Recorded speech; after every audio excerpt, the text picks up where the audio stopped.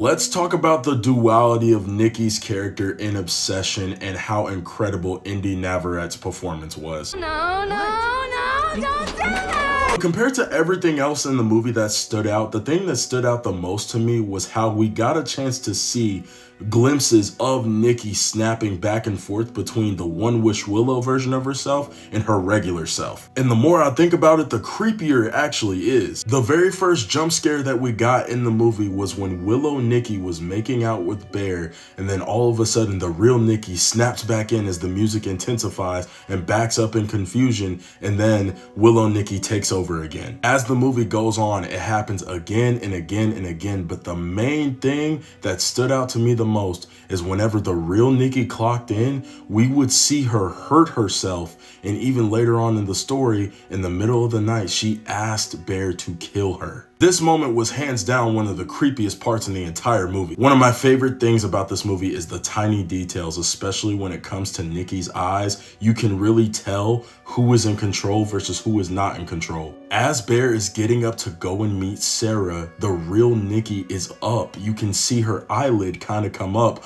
while the other half of her is face down, which is Willow Nikki, and the real Nikki is telling Bear she is asleep. Kill me while you still have the chance. Basically warning him, hey, the person that you're dealing with is not me, buddy. Chills still go down my spine every time I think about the fact that Nikki was only hurting herself because she was fighting something that she did not recognize that was taking control of her entire body, and she was really trying to convey that message.